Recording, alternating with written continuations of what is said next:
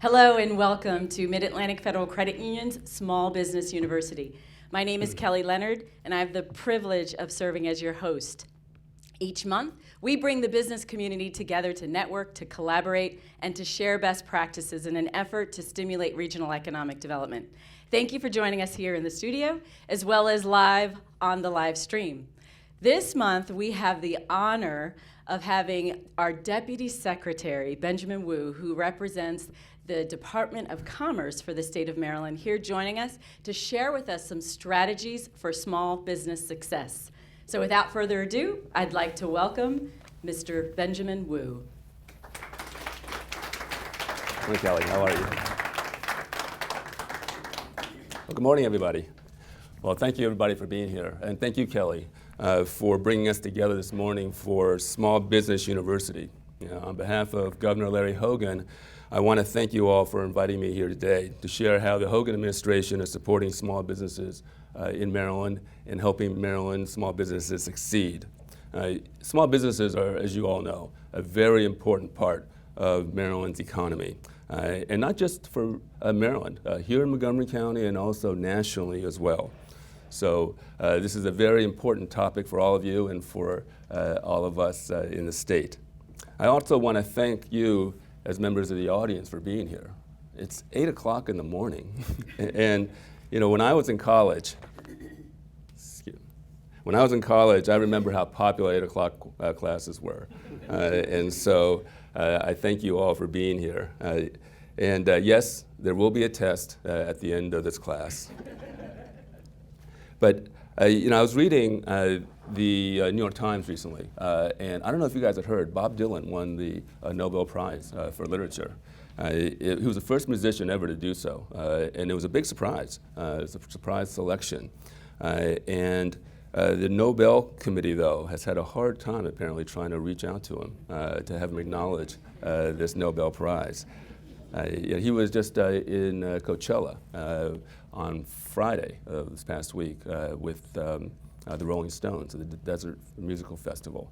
And Sir Mick Jagger, knighted by the Queen, said after they took the stage after Bob Dylan that they had never shared a stage before in all the Rolling Stones history with the Nobel Prize winner. So the New York Times had an article about this professor that was teaching a class at Harvard University on Bob Dylan, and they dubbed it the coolest class in college. So I want to teach for Small Business University the coolest class in Small Business University. So in honor of Bob Dylan being awarded the Nobel Prize for Literature, I thought it would be appropriate and also to make it fun to try to incorporate Bob Dylan into my remarks today. So I promise, I hope, that unlike Bob Dylan, you'll be able to understand what I'll be able to tell you today. So let me start off by saying, you know, this cool class, by reciting a few cool facts about what's going on in Maryland, because it is very cool. In the first 6 months of 2016, Maryland's private sector added nearly 32,000 jobs. That ranks us 7th in the country, by the way. We have the highest median income at $75,847 in the country, which is 36% above the national median. And we have the second lowest poverty rate at 9.7%. I should also say that our state's unemployment rate is now at 4.3%. So you compare that with our national average of 4.9. We're well below the national average, and we've reduced unemployment by a full percentage point since January 2015. So there remains an emerging feeling of enthusiasm and optimism regarding Maryland's economic future. It's a feeling of confidence that's already helping accelerate job growth. It's a positive feeling that together, working with our federal and county governments, we can help provide and make significant steps to make Maryland's economic future even brighter. So I know that I speak for Governor Hogan when I say thank you to all of you as small business owners for all that you do every day to help put Maryland on the map. You're on the front lines of job growth, of real business successes, and you're the key reason why our state is continuing to grow jobs, attract companies, and to make our quality of life so great here in Maryland and in Montgomery County. We're very pleased that on Tuesday, Marriott just announced that they will remain here in Maryland and in Montgomery County. And this Marriott deal to keep them here in the state and in the county is a big deal. It's important because Marriott is now the world's largest hotelier now that the Starwood merger has taken place officially. And for the same reasons why many of you chose to be here in Maryland, is the same reasons why Marriott decided to stay in Maryland. It's the access to highly educated, highly skilled workforce. It's the ability to tap into the great resources and assets that we have throughout the state, but it's also the quality of life that continues to make our area in our states so attractive. And so what I should also add that the Marriott deal could only have taken place through the cooperation of the state and the county level. Governor Hogan and County Executive Leggett worked hand in glove in making sure that one of the prized corporations, not just around the country, but around the world, continues to be in Maryland, in Montgomery County, and to continue to be a great corporate citizen. So, the Marriott announcement was, I think, well received by everybody and was big news this past week. So, helping small businesses in Montgomery County and in Maryland is a big part of what we do at the Maryland Department of Commerce. So every day, we at the department have the opportunity to help a small business grow, whether it's matching a company to financing assistance, helping to navigate sometimes the onerous permitting or licensing requirements, or connecting to new customers here and abroad. You know, and we know, that small businesses are the backbone of our economy here in Maryland. And I mean that literally. In fact, businesses having less than 100 employees make up nearly 95% of all businesses in Maryland. So when you succeed, we succeed. And we are succeeding, like a rolling stone. We have a lot of momentum. About 2 years ago, Maryland's economy ranked just about the bottom of all the state's economies. One ranking had us at 49 out of 50 states. And well, the times, they are changing. And for those of you at home, that's the second Dylan reference for those keeping score. And Maryland is climbing up the rankings. The latest data from the federal government shows that Maryland's economy is now ranked 11th. And Governing Magazine recently put Maryland among the top 10 states for economic performance. And job growth numbers have been really phenomenal. We've been encouraged by that progress, which is really due in no small part to our governor's commitment to not only not raise taxes and fees, but actually lower many fees, and also some for the first time in decades. Governor Hogan is a businessman himself, so he strongly believes in small businesses, which is one of the reasons why one of the first actions that he took in the new administration was to create a regulatory reform commission to eliminate needless, burdensome, and onerous regulations that are roadblock to growth. And so the commission has taken a thorough look at every single regulation throughout the state, making recommendations on how to improve or, in some cases, do away with them altogether. And in the same vein, the state has created a bipartisan commission, which is chaired by Lieutenant Governor Boyd Rutherford, that reviews our procurement code and regulations. The state's current procurement process is unpredictable, which discourages full participation for businesses, and we want to change that for small businesses. To date, the commission has held 6 meetings and has heard from dozens of stakeholders on how we can improve the process. We're expecting in December a report, and that will lay out next steps that we can take to help reform the economic climate and business development climate for small businesses. So I'm excited to be able to tell you that I think we're making substantive changes that will have a significant impact on how we're doing business in Maryland.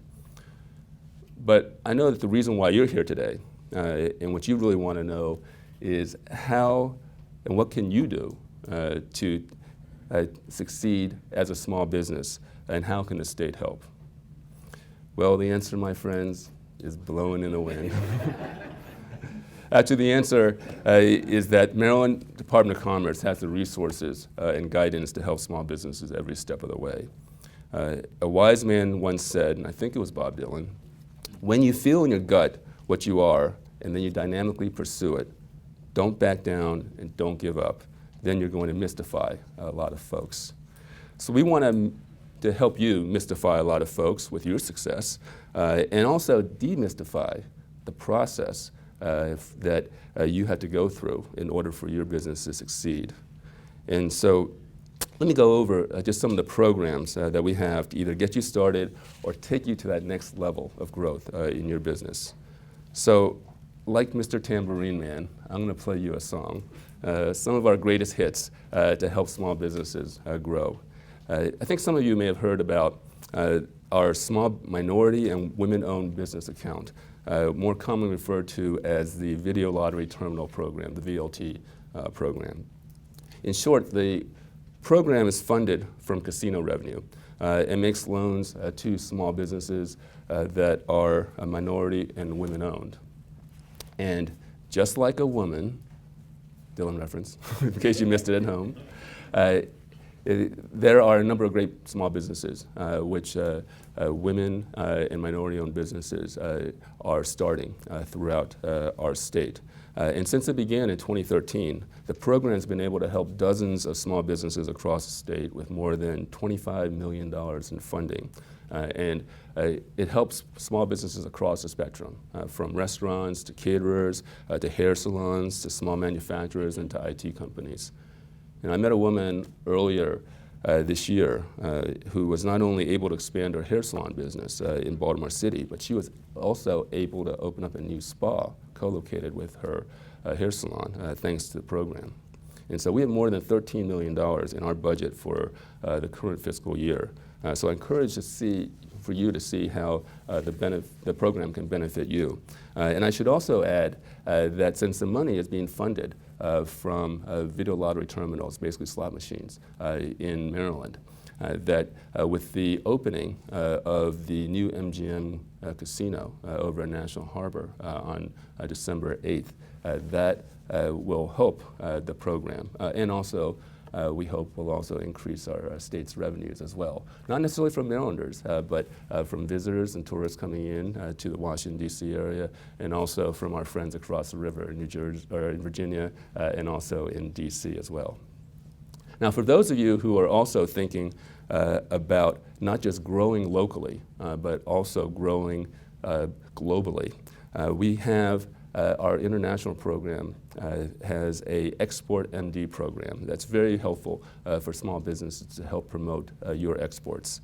This program provides grants up to $6,000 for businesses and who want to market their products and services in overseas markets. Each year, Export MD helps dozens of businesses attend trade shows and find new international customers. And just this year, we help businesses attend the Farnborough Air Show in England, Arab Health, Hanover Mess, and the Africa Aerospace and Defense trade shows as part of the Select USA suite of trade shows. So this is a great opportunity for those companies that are looking to go beyond our water's edge and to promote Maryland exports into those key global markets. And so as a result of this program, our Maryland companies has been able to generate $100 million in export sales and plan to collectively add up to 300 jobs. So this program really works, and it's something that you should look into as well. I also want to point out two of Maryland Commerce's financing programs. We have a myriad set of programs to assist businesses of every size, but these are very specific to helping small businesses. The Maryland Small Business Development Financing Authority, called MSBDFA, works with small and minority-owned businesses that cannot get traditional bank financing. To date, the program has helped hundreds of businesses receive much-needed capital, and as a result, they've been able to create more than 20,000 jobs collectively. The other program I want you to note is the Military Personnel and Veteran-Owned Small Business No Interest Loan Program, which helps veterans and those who are active militaries to be able to secure financing for their small businesses. And through that program, we've been able to help dozens of veterans own their own businesses, from restaurants, construction, and environmental firms, to one who just opened up a coffee house featuring throwback video games. So people who have a hankering for caffeine and Miss Pac-Man, they've got a home. Also, I should add that the Montgomery County Chamber of Commerce has a Veterans Institute for Procurement. It's a national program, but it's also, because it's based in Montgomery County, the ability to have Montgomery County and Maryland companies work within that program is very valuable. And so that's another opportunity for veteran-owned businesses. So they say, or should I say, Bob Dylan said, the inspiration is hard to come by. You have to take it where you find it. And so I hope that I've inspired you this morning with just a brief overview of how the state can help grow your business. So feel free to reach out on our website, in our social media channels. Kelly, is our website and our help desk number, is it on the screen? The help desk number is not. Okay.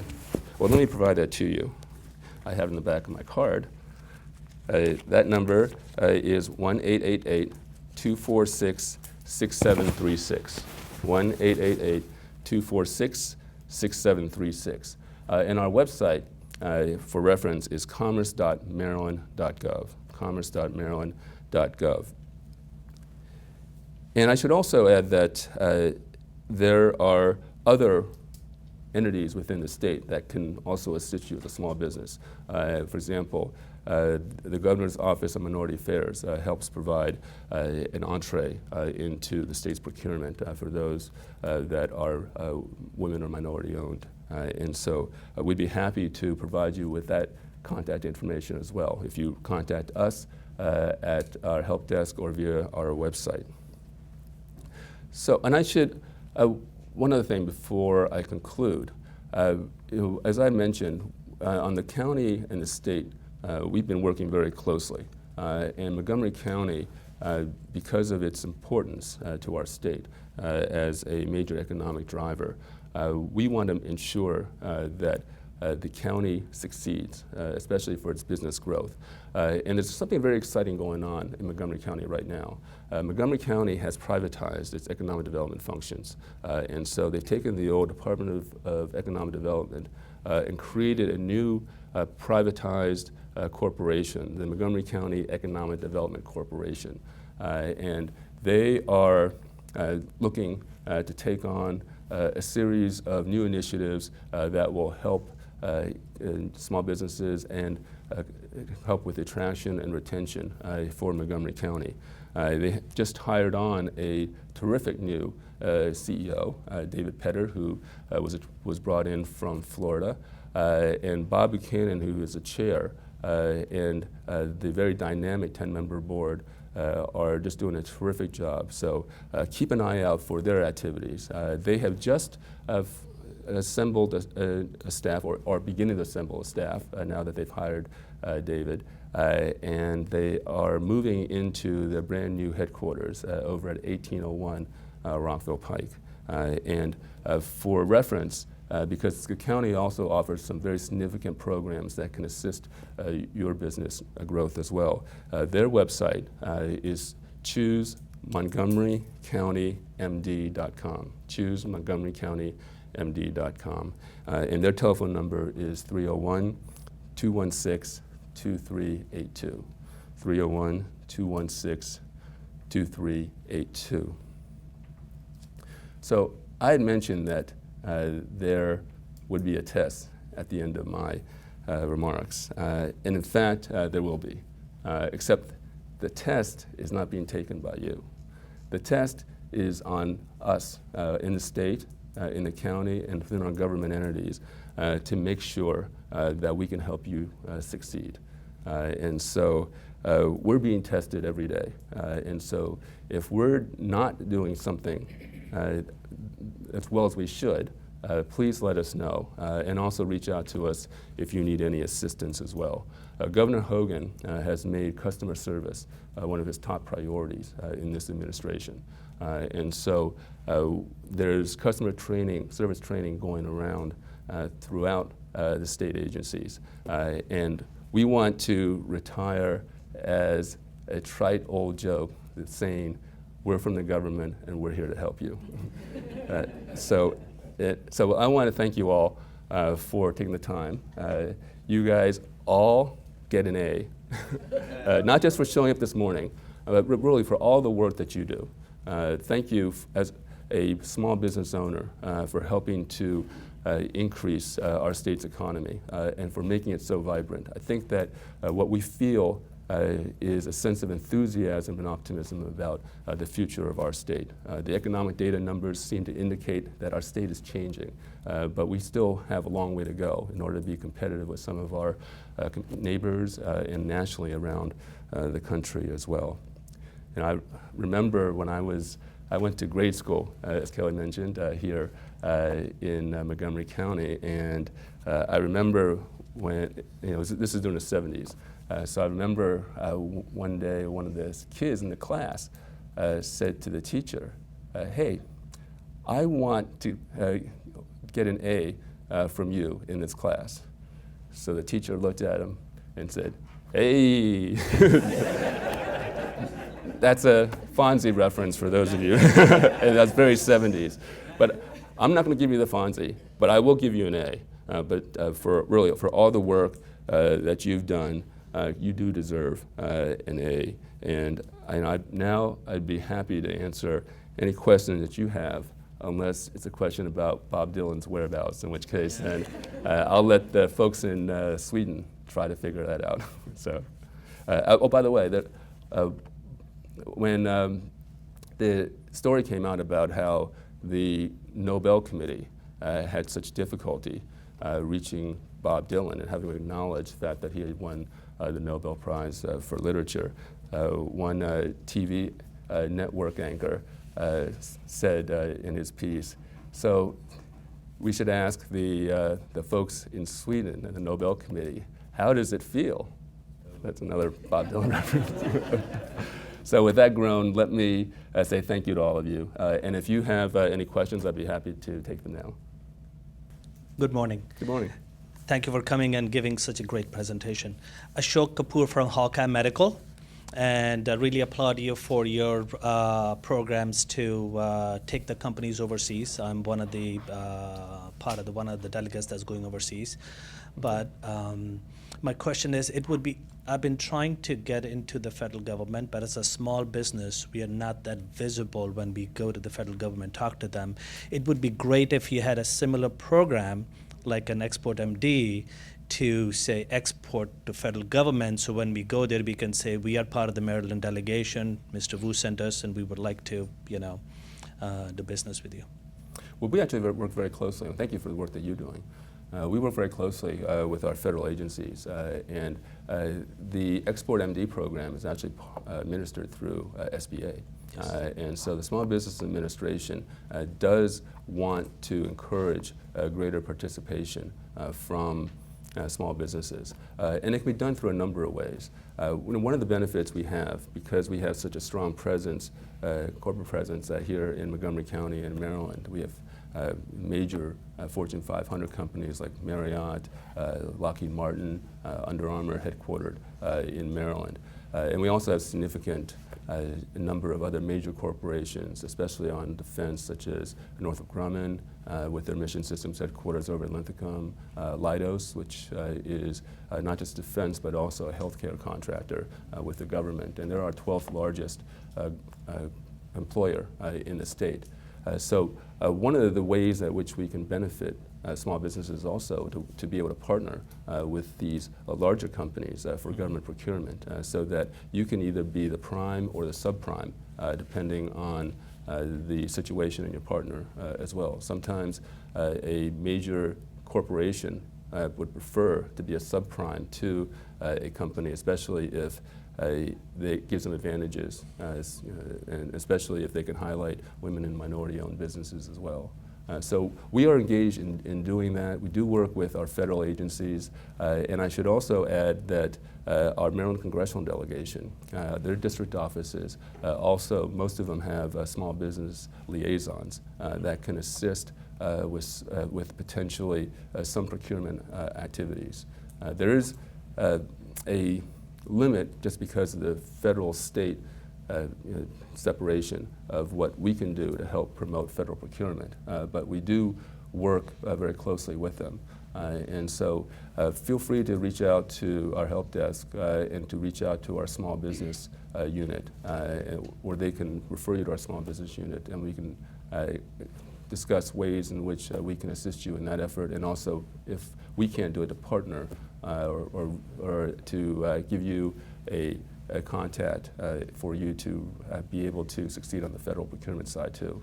Because we're in Maryland, in Montgomery County, because of our proximity to Washington, government procurement is a significant part of our economy.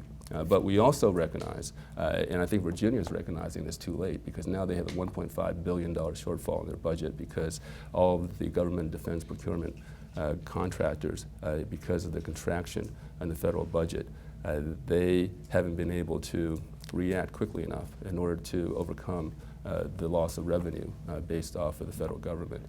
So we recognize that government procurement is very significant, but we're also focusing on trying to diversify our economy so that we're not so reliant on just government procurement, because then when, as now, the federal government is unable to sustain its spending that's been done in the past, then the state will suffer disproportionately. So we're doing a pretty good job, we think, right now, because our private sector job growth, according to the job numbers, have been predominantly on the private sector side.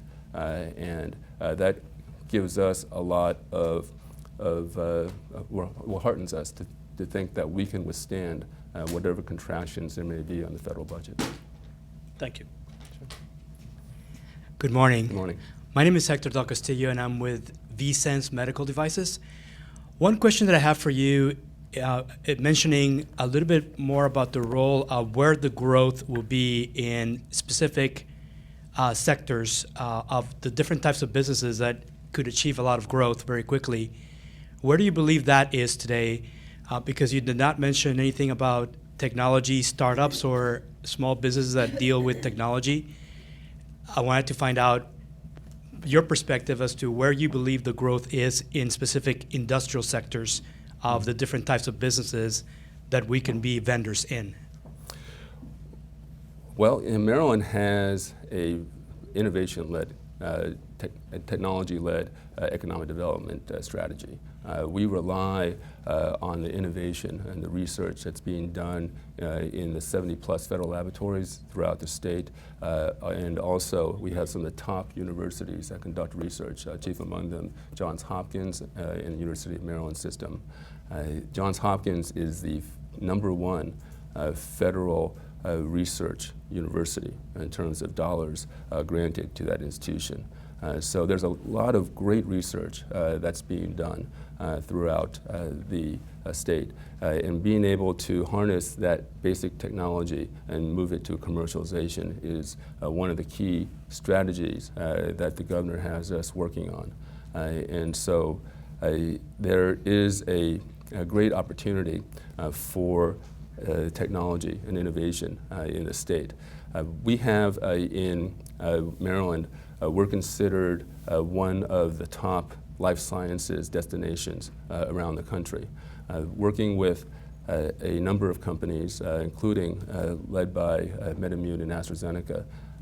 There's a collective desire to move us to what we call top 3 by 2020 in life sciences, so that we would be just behind Silicon Valley and the Route 28 corridor in Boston, but we would be ahead of San Diego, of Research Triangle Park, of Austin, and some of the other emerging biotech areas as well. In cyber, we are considering Maryland as the epicenter for cybersecurity. By the way, October is national and within the state Cyber Awareness Month. And so as a result, there are a number of activities that around the state to commemorate the importance of cyber, including a major Cyber Maryland conference in Baltimore at the end of the month. And if we are able to be successful in getting the FBI to move to Maryland, and I think we will be.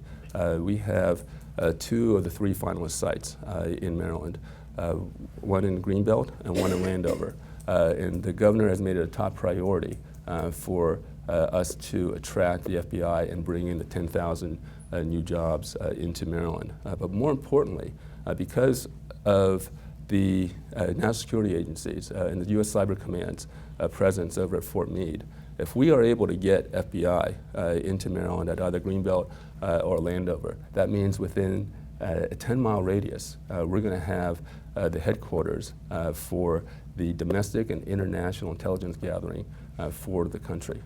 And that will require a lot of support. And there will be benefits for businesses, small and large, to be able to tap in to that, with Maryland being the epicenter for cybersecurity. Awesome. Great, thank you. Thank you so much.